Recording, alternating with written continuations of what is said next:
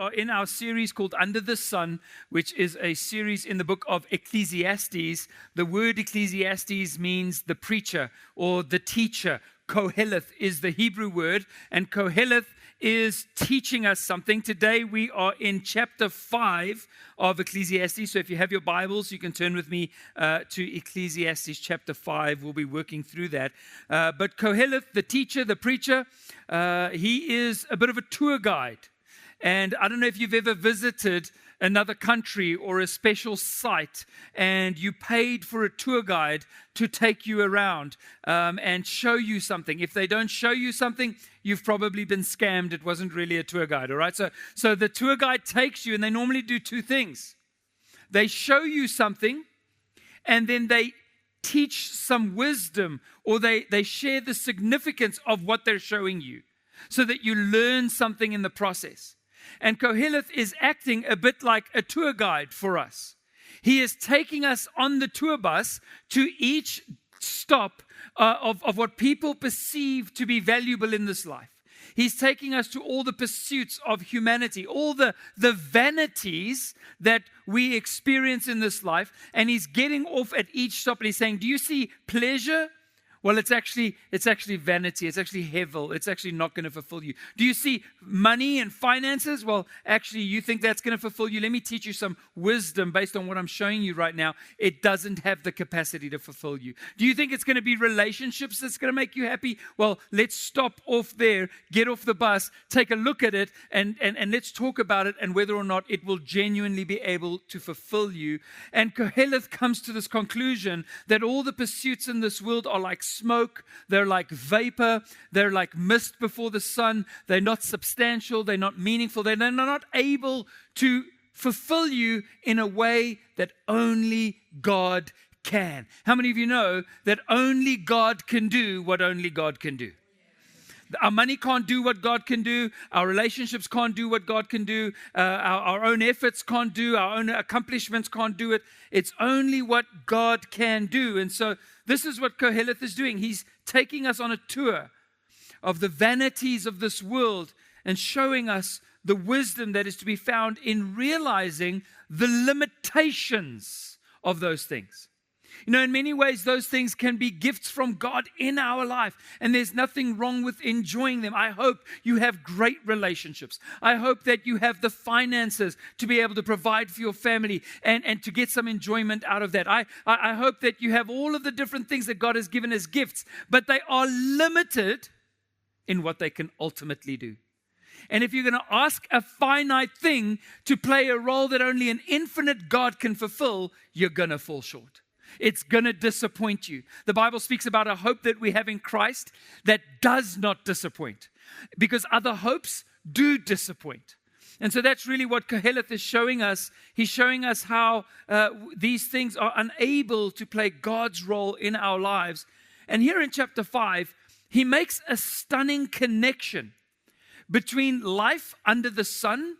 Now, obviously, we're all under the sun. If you've ever gotten some sunburn, you'll know that we are living life under the sun and life above the sun. That we are on earth under the sun. We're limited by the seasons and the times and the cycles of nature, day and night. We have no control over those things. But we worship a God who is above time, who is over the sun, who is above the sun, who's the creator of the sun. A God who is not limited by time, because otherwise he would not have been able to have created time if he had been limited by it. Yet he is the author of time and therefore exists outside of it. And he is not finite like we are. He is infinite. And that's why there is only one God, because there can only be one infinite. You cannot have two infinities.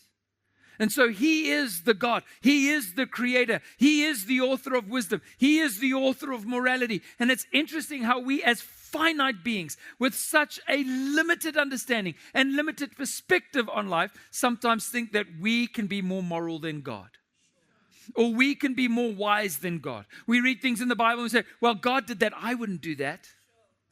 We somehow think that our sense of morality, as flawed as it is more developed than the one who authored morality. And so it's important to understand that we are under the sun, but he is above the sun. He's the creator. He's outside of time. He fills all things. Ecclesiastes 5 verse 2 says, "For God is in heaven and you are on earth." That's an important point to remember. So often we come to God to give him instructions, to give him directions, to make our demands, but this Koheleth, this teacher, is saying to us, you've got to remember that you're the one who's on earth and he's the one who is in heaven. So let's approach him with a form of reverence.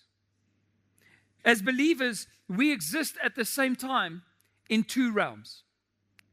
The first one is the most obvious one. It's the realm of this earthly world. We all exist in the physical. We're all sitting in a physical room right now. We're all affected by the weather. We're all affected by gravity. Doesn't matter how good your face cream is. Gravity will have its effect. Age will have its effect. Time will have its effect. You think you can jump off that platform like you used to when you were 20, but when you jump off that platform, you turn around, you realize your body's dead and it's just your spirit that's alive. Because we age. We feel the effects of this life and our limitations in it, that we are finite and that he is infinite. Yet at the same time, the Bible makes it very clear that when we put our faith in Jesus, our spirit is regenerated. We become alive spiritually. And so we exist not only in the physical realm, but also in the spiritual realm as spiritual beings. And therefore, we can have a relationship with God who is spirit. We can worship him in spirit because he is spirit. We can have fellowship with the Holy Spirit. And we can even encounter angels. The Bible speaks about angels being ministering spirits that have been ordered or instructed to minister on behalf of the people of God. And so we exist in that realm as well. We are seated in heavenly places with Christ Jesus. That is our position before God. Yet we also live life on this earth.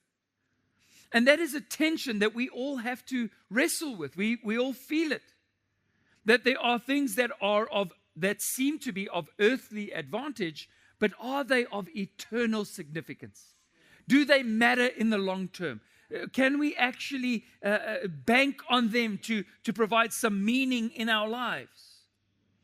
And so Koheleth, interestingly, reveals this truth to us, that there is a major intersection of these realities, the eternal spiritual reality and the temporal earthly reality. There is a major intersection.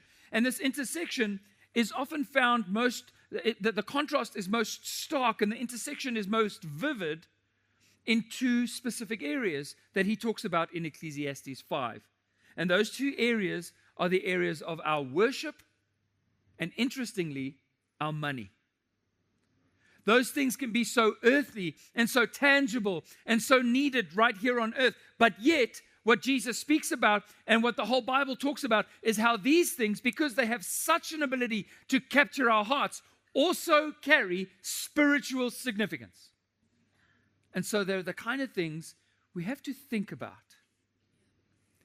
Just like any intersection that you enter into. You think about an intersection on the road. Think about driving up to a four-way stop or to a set of traffic lights. And if those traffic lights are on Winnie Mandela Drive, it's a four-way stop. And think about driving up to that intersection. You don't do so aimlessly. You've got to be careful. You've got to be aware as you approach the intersection, because you're coming to an important point where if you don't focus on what you're doing, there can be a collision. There can be an accident. You can suffer loss. And so your worship and your money is like an intersection between what I need right now and what I believe about eternity. And it makes it very clear. It's very highlighted in the middle of that intersection. It's like, wow, this is so earthly, yes, but man, also so spiritual. Why? Because it has the ability to capture my heart. And so I need to know what's happening in my heart. This is what Jesus says in Matthew 6, verse 4. He says, no one can serve two masters, for either he will hate the one and love the other, or he will be devoted to the one and despise the other, but you cannot serve God and money. And so Jesus is clear here that you can't serve both. what you need to do is that you need to make one serve the other. That's how it works. So if you love God, you will make your money serve God. You will use your money to honor God. You will use your money to build His kingdom and to lean into the things that He has called you to. But if you love money, even as a Christian, then you will do your level best to get God to serve your money. Every prayer that you pray will be about your finances. And everything you think about in worship will be about your finances. And you'll come to church and you'll say, God, I'm going to do this so that you can bless my finances. You're obsessed with money, and therefore you're asking God to serve your money rather than asking God how you can serve Him with your money. And so this is a very important intersection. And we feel it. We feel that tension, right? I mean, even when you see the word money on the screen in church, it's like, man, I feel that. I feel that tension. But it's because it's an intersection. It asks us the question, what do we really believe? What do we really believe? How committed? What is our faith like? What is our trust like? They can't both have the number one spot in your life. And so this crossroad, this intersection between life and eternity, between this temporal world and the world that is to come, is most evident in these areas. And so it really also is evident in what we believe about coming to church. And this is where Koheleth kicks off. This whole chapter is about worship and money and the house of God. And he wraps those all together, which is very interesting that he does it that way. And so he speaks about coming to the house of worship. And in Ecclesiastes 5 verse 1, the first part of that verse, which is where we'll start, he says, guard your steps when you go to the house of God. Guard your steps. Now, the word for guard there is the word shama, which really means to guard or to focus narrowly, to take heed, to observe carefully, exactly the way you would when you were driving up to a four-way stop. You pay attention at that junction. And so, as you come to church, Koheleth says, don't just bundle into it. Don't just drive aimlessly into the middle of the intersection. Hey, have a bit of focus. Dads, you're not just having your kids and your wife dragging you to church. Like, have a bit of I have a sense of expectation. I'm going to an intersection where my temporal life is intersecting with the eternal reality of a God who created me and sent His Son to die for me. So maybe I should approach it with a little bit of reverence, a little bit of focus, a little bit of intentionality, rather than this is just a religious thing. In other words, we don't just do things aimlessly. We don't just follow some religious steps. I don't care if you come to church every single Sunday. There is a way to do it that Koheleth describes as the sacrifice of fools. Because you've applied no faith. It's just a tradition. It's just a ritual. It's just a duty that you're fulfilling. It's just a box that you're ticking. That is not how we approach God. So guard your steps. That's what it's talking about. The Amplified version of the Bible interprets Ecclesiastes 5:1 this way. Guard your steps and focus on what you are doing as you go to the house of God. Focus on what it is that you're a part of. Just like when you drive up to that intersection. So this is great advice for all the touch points in our lives. For all those points that have such significance in our lives. Even though the sum total of our lives belong to God, and the scripture says that in Him we live and move and have our being, there are certain areas where we would be wise to observe carefully what is happening in our hearts as we approach them. So yes, I can eat a sandwich to the glory of God, especially if it's a good sandwich. It's a little bit harder when it's not a great sandwich. But there is there's little mindfulness that I really have to apply there, other than being grateful that I have a sandwich. But when it comes to areas that are so powerful that they can actually draw me away from God if I don't look out. You know that religion can actually draw you away from God. It can actually make you self-righteous. It can actually make you think more about what you're doing than what God has done. So religion can draw you away from God. And so can finances. And so can a myriad of different things. They have the ability to rival your relationship with God. And so we have to be circumspect about our approach. Areas like money and marriage and sex and earthly success and even our religious endeavors need to be approached with a level of thoughtfulness. What is my motivation? What am I looking for? What do I truly believe about this area of my life? And most importantly, have I truly submitted myself to God in this area and to His Word? Because otherwise, you fall into the trap that the Bible speaks about, thinking yourself wiser than God and becoming a fool of all fools. You think you know more than God. Well, I know God's word says that, or I know the preacher said that, or I know this is what was taught in church, but I actually disagree. I actually think that this is the truth, and I'm going to choose what I will regard and disregard, what I'll accept and what I'll reject, based on what my preferences are and based on what my perspective is. And let me say this, you are more than welcome to disagree with me on every single point that I ever preach from this pulpit, as long as you can show it to me from here. Because I'm doing my best, as imperfectly as I may do it, to share the word of God. And if you see it differently, don't just tell me that you see it differently, tell me why you see it differently. And you have to, if it's not motivated from here, then unfortunately you haven't surrendered yourself to God's word, to His truth, which is the truth. And so these areas are things that we need to know what we believe about those areas.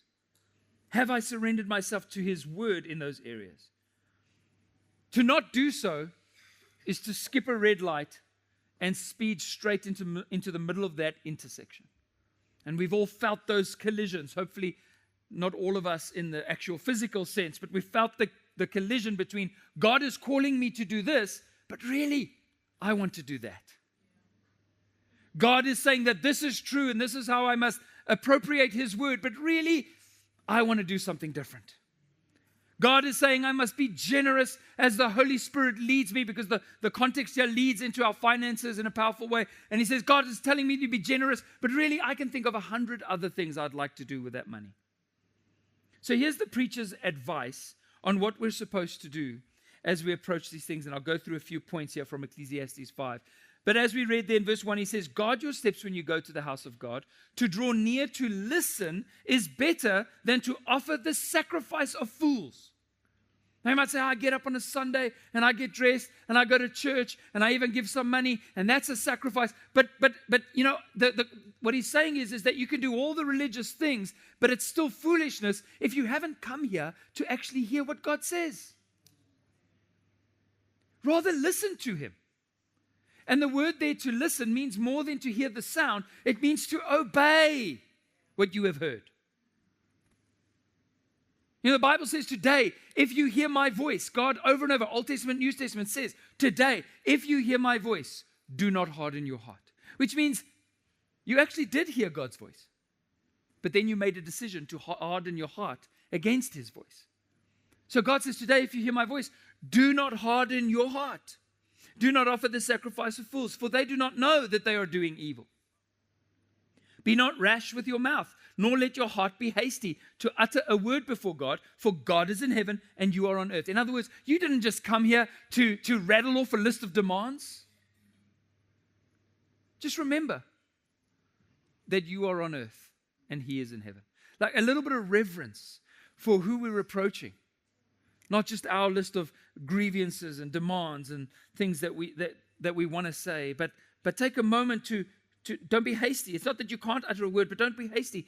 God is in heaven. You're on earth. Therefore, let your words be few, for a dream comes with much busyness and a fool's voice with many words. If you're constantly busy with 1,000 different things, you have restless sleep. Just like a fool has many words. Like he doesn't understand who God is. He doesn't understand what it means to put your faith in God. He thinks he will be heard because of his many words. Like you can somehow manipulate God through your religious activity into giving you the things that you want. But he's like, if you really have faith and you really understand that he is the eternal God, the perfect Father who is in heaven, who loves you and who cares, you don't need to rattle off word after word after word trying to twist his arm. You actually trust. So you come into his presence with trust. And so the very first point of advice that Koheleth gives us here number one, is listen to God. Listen to Him. Trust in Him. Believe in Him. Think about it carefully. James in the New Testament, which is really kind of like an Ecclesiastes of the New Testament. It's a New Testament wisdom book. He echoes this sentiment in James 1 verse 22. In the New Living Translation, he says, "So get rid of all the filth and evil in your lives and humbly accept the word of God, the word God has planted in your hearts." You see, it takes humility to accept God's word. God gives grace to the humble, but He resists the proud because you think you know better than Him. But if you're humble enough today to receive and accept the word that God has already planted in your heart, it has the power to do what? To save your soul. Not just your spirit, but your soul also. It'll impact your happiness. It'll impact your peace. It'll impact your joy. It'll impact every part of your life. Why? Because you're humble enough to listen to God's word and to let Him save your soul. Your emotions, your will, everything will come under the grace of God. He says, but don't just listen to God's word. Do what it says. Be doers of the word, not hearers only. Otherwise, you are only fooling yourself. You're only deceiving yourself. And so you can come here every Sunday and you can listen to every message I preach. And even on the Sundays that you're away or you're unable to make it, you can go online and listen to every message and not miss a single one. But if you don't actually apply any of it and humbly accept any of it, then you've actually only deceived yourself. You fooled yourself. You played a trick on yourself. You can tell yourself, well, I am a real believer because I go to church every Sunday. But do you humbly accept the word and submit yourself to it and actually do what it says? It takes humility to do this. It means understanding that my view is limited and that God's view is eternal. And what Koheleth says is not listening to God's word is more than being neglectful. You might not even realize it, but it's actually evil. It's prideful. To diminish the wisdom of the Creator by placing His wisdom below our own is evil and leads to evil. We've seen that in our world. People think they know more about marriage and sexuality and every other form of society. They think they know better than God. And so they put God's wisdom under their own wisdom. And what does it lead to? It just leads to evil. It increases evil. So Koheleth's warning here is stark. When you come to the house of God with words rather than with a posture to listen, it's actually the sacrifice of fools. It's a pretty good definition of man-made religion, making sacrifices but never actually obeying God. And I've got to say this here on Father's Day, dads, we set the example in this area. We don't just jump through hoops. We don't just tick religious boxes. We don't just go to church every now and again and no, we are going to be the ones who lead our families spiritually. That is a role and a responsibility that God has given every father. And He set the perfect example. Do you know that when we couldn't go to Him, He came to us? He became a servant. And as dads, you are the lead servant of your home. And your kids should see you interacting with God and having fellowship with God, not just on Sunday in church, but in the mornings and at home. Do they ever see you reading your Bible? Do they ever see you praying a prayer? Do you lead the prayers around the table? Or have you taken your relationship with God and your children's relationship with God to heart and said, this is a major intersection and it's up to me to set an example? And we already have an example from the Father in heaven and what He did to rescue us. And Peter writes to the elders and he says, it's not that you lord your authority over people, but you use it to serve, to be a servant, to guard and guide and to set an example. And dads, that's what we all have to do. It's God's calling on our lives. If you as a father do not come to church regularly, your children's chances of staying on a journey with Jesus decrease statistically by 60%, just over 60%. That's the reality. And so we've got to set that example. The contrast isn't between formal and informal worship. It's between a person who talks at God and a person who comes to hear and obey God. And a fool often relies on the sheer volume of words, much busyness without real faith. Because faith believes that God is good and therefore he hears, he listens. Isaiah 30 verse 15 says, "For thus says the Lord God, the Holy One of Israel, in returning and rest you shall be saved. In quietness and trust shall be your strength, but you were unwilling." And so really it's talking about how when you have real faith, you can trust God with quietness and with strength. And it doesn't mean that we don't get loud sometimes, we don't use many words, but it just means that we don't think that God hears us because we're loud or because we've used many words. The second piece of advice is this: don't make vows you don't intend to keep. Don't make promises that you don't intend to keep, especially promises to God. And it's related to that first point. It's a lack of faith in who God is and in what Jesus has done for you, that you think that it's your vows that are going to make God do what he's going to do, rather than him just doing it because of who he is. And if we're honest, because I like to be honest in church, we've all done this. We make a promise to God. We say, "Lord, if you bless me financially, I promise you, God, I will give to the church. I will bless the poor, and I'll do these things. Oh, God, if you give me that relationship, I promise you we will honor you in that relationship. God, if you bless my business, I will give you 20% of everything. If you let me land this contract, God, 20% will go to you in your house." And then you get that contract. And God says, "Okay, I'll honor your vow. I'll honor your commitment." And so even though you didn't have to make that commitment, you chose to make it. And so you've made it, and God says, "Okay, I'll honor it." And you land that first deal. And all of a sudden you start negotiating down from the 20%. Okay, God, I said 20, but the overheads are higher than I thought. And now let me firstly say there's nothing wrong with asking God to bless your business. God happens to be in the business of blessing. But you do not need to add manipulative conditions to your prayers in order to get God to move, because it's a misunderstanding of his heart. But if you do happen to make such a vow, and God does decide to honor your request and bless your business, and whatever you land that first contract, don't start reneging on your commitments that you had made to God. Why? Because you have reverence for God and who you've made a vow to.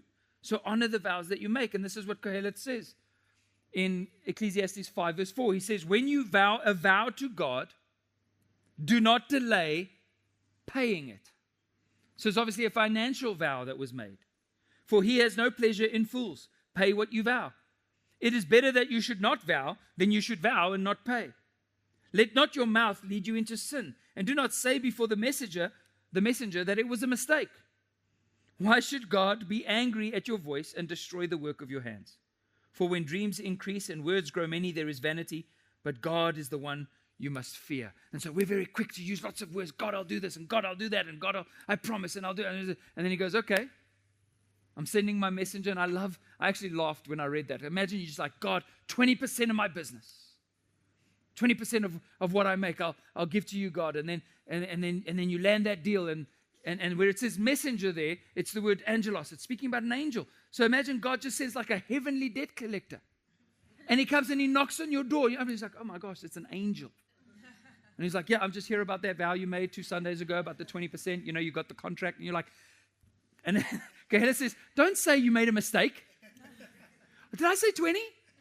I meant 2. I'm so sorry. I meant 2%. I didn't realize I had added the 0 in there."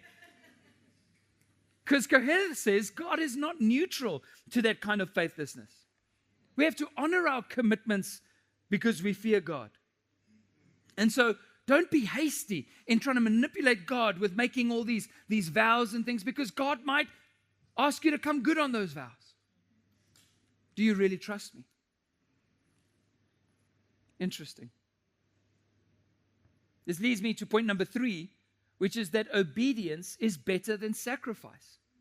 Which is what we see, he says there, to come to listen is better to offer the sacrifice of fools. In 1 Samuel 15 verse 22, the prophet Samuel speaks to King Saul after God had given him victory over his enemies, and God had instructed him to wipe out all of the livestock. But Saul thought it would be a good idea to keep some of the lambs that looked really good in order to offer a sacrifice.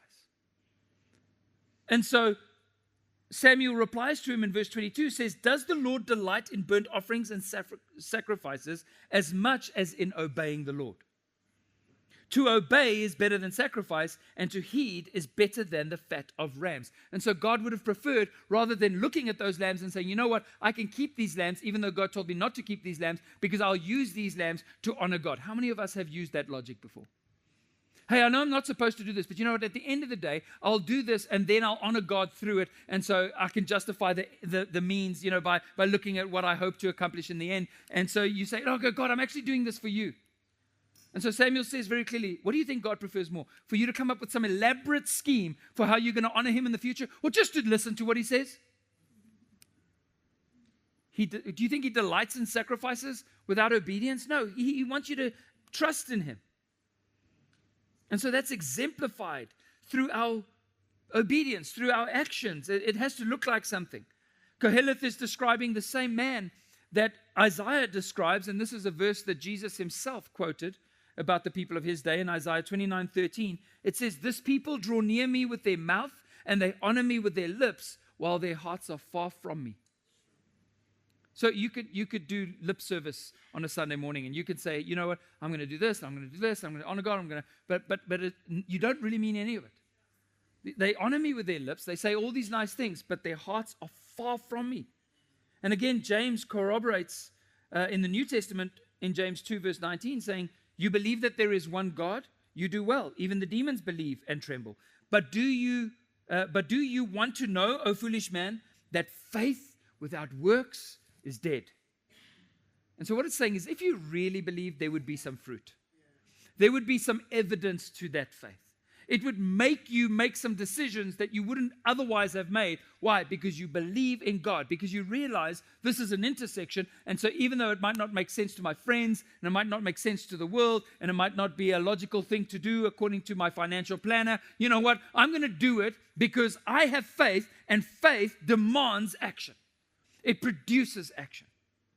Otherwise, it's not really faith at all. I can say, I believe God will bless me and that everything I have belongs to him. You say, okay, awesome. So do you give? Well, why are you talking about my finances now, Pastor? Like, do you know what's happening in the economy right now? Do you know how tough things are? Have you seen the price of petrol recently? It's like, well, do you have faith? Because faith without action isn't worth much. He goes on in verse 8, and I'll read a couple of verses here and pause and just reflect on them as we go through, mentioning some additional points. But in verse 8, he says, "If you see in a province the oppression of the poor and the violation of justice and righteousness, do not be amazed at the matter." Hey, it shouldn't surprise us that these powerful areas of intersection where we are supposed to turn to God and use his grace to empower us to honor him in those areas, when those that don't know God's grace and only serve themselves, we shouldn't be surprised when they are corrupt and pursue only their own ends. And so he gives a great description of most political systems. He says, "For the high official is watched by a higher, and there are yet higher ones over them." And so he's saying that you think that this one is corrupt, this official. But you know why he's corrupt? Because the official above him is even more corrupt, and he's a part of the system. And you think that one's corrupt? It's all the way through. They're all corrupt. That's why nobody can be righteous, because they all have dirt on each other. This past week, the previous or former police chief in our nation was threatened with arrest. And he made one statement. He said, "If I am arrested, I will sing like a bird." No arrests have been made, because everybody's got some dirt on them. Everybody has been a part of the corruption. That's what this says. And so they don't want to, nobody wants to speak up. But this is gain for a land in every way, a king that's committed to cultivated fields. You know, when you have righteous people in leadership who say, "I'm not here for selfish gain. I'm not here to be corrupt. I'm going to take my mandate from society, from the community, from the people, as an instruction from God, or an awesome responsibility from God, and I'm going to cultivate fields, I'm going to grow the economy, I'm going to do what blesses people, that is great gain. And we can all say amen to that. He goes on, he who loves money will not be satisfied with money. Oh, that's very interesting. This is point number 5. If you love money, it's guaranteed to not satisfy you. It's a guarantee. If you love money, it will not satisfy you. You could earn more than Elon Musk pays in child support. I don't know exactly how much that is, but I think it's a lot. You could earn more than what you could fit into one couch. Not referring to anybody in particular. It doesn't matter how much you gather, hide, steal, put in a Swiss bank account. It won't satisfy you. It's guaranteed. This is so good for us to know up front, because otherwise you're going to spend your whole life. Let me say, if you doubt what I'm saying to you now, you might waste your whole life. Because you might be like, I don't know if I think maybe I would be satisfied. Okay, run after it. We'll talk when you're 80 and see whether or not you've wasted your life. Because none of that gets to go with you. Nor he who loves wealth with his income. Doesn't matter how much you earn. You'll just want to earn more. It'll never be enough. When goods increase, they increase who eat them. You earn more, so you spend more. And you go into deeper debt because you think you have the ability to cover that debt. And then there's more people who knock on your door, the creditors, who say, you owe me money. So it doesn't really benefit you. What advantage has their owner but to see them with his eyes?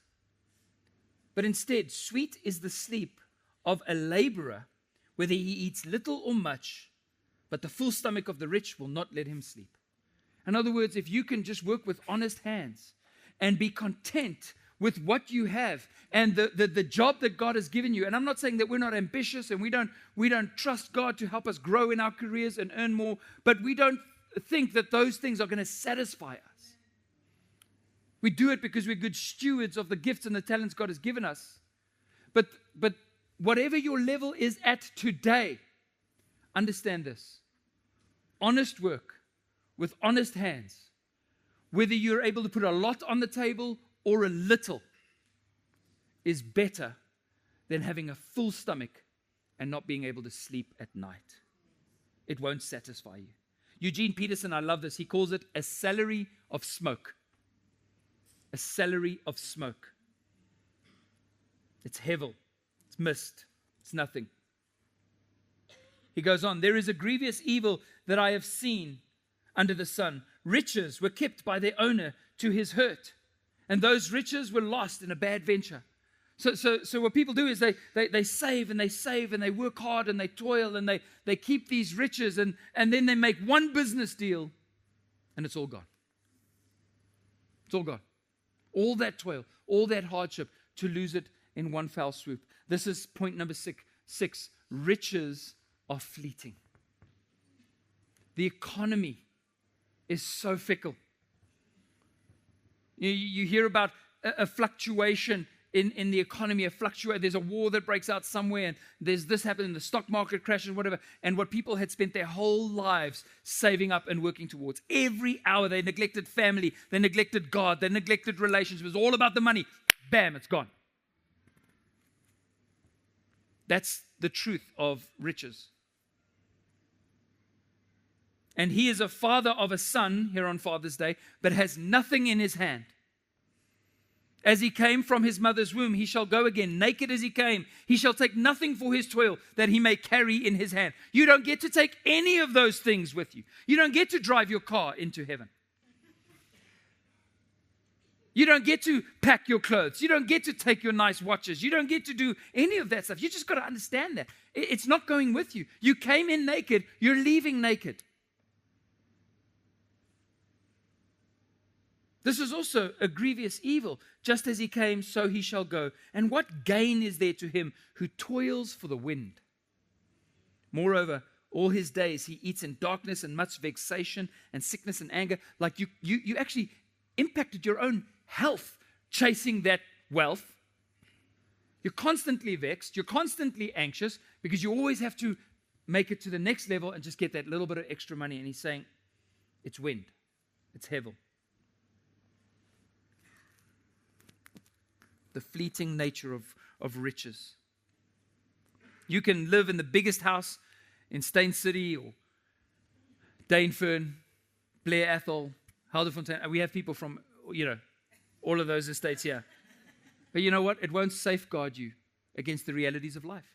You can live in the biggest house and still get sick, still be betrayed, still get divorced, and still be depressed. And that's a reality for many people. Money doesn't make you happy. From verse 18, I'm going to read it in the Message Bible. He says, after looking at the way that things are on this earth, here's what I've decided is the best way to live. Take care of yourself, have a good time, and make the most of whatever job you have for as long as God gives you life. And that's about it. That's the human lot. That's life under the sun. Yes, we should make the most of what God gives. He does give us blessings, both the bounty and the capacity to enjoy it. God is not against joy or enjoyment. Accepting what's given and delighting in the work, it's God's gift. God deals out joy in the present, the now. It's useless to brood over how long we might live. And so what he's talking about here is actually contentment. The fact that you can be content with what you have right now. God has given you what you have right now to enjoy.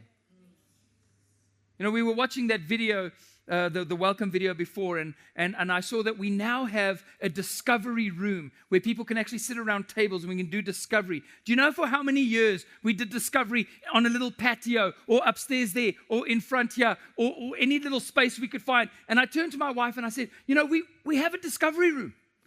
How amazing is that? For 10 years, we didn't have one. We've got to be grateful. Now we have it. Yes, we're looking forward to in the future we can have our own building and we will have the biggest discovery room that any church in South Africa has ever had. But for now, we're so grateful that He has given us that room. That's what I'm talking about. Contentment with godliness is great gain. Find joy, point number 7, in where you're at now. If you can't enjoy this, you won't enjoy that. If you can't be happy with what you're earning now, you will not be happy with what you'll earn then. You have to find contentment in Him. Now, you've all heard that verse that says, I can do all things through Christ who strengthens me. Amen? Yeah.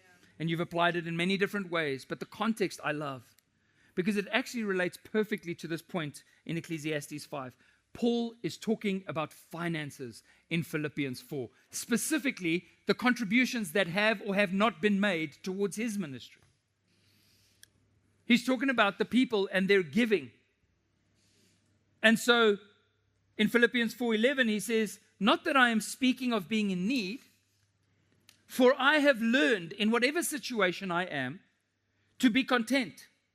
I know how to be brought low and I know how to abound.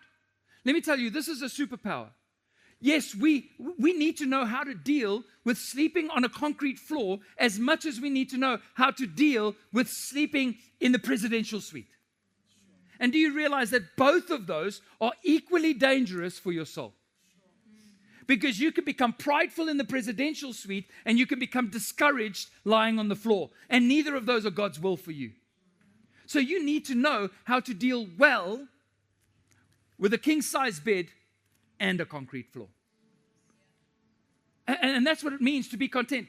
Paul's saying, I know how to be brought low and I know how to abound. So even if you don't give me the money that I need to continue my ministry, let me tell you, in any and every circumstance, I have learned the secret of facing plenty and hunger, abundance and need. And here's your favorite verse, I can do all things through Him who strengthens me.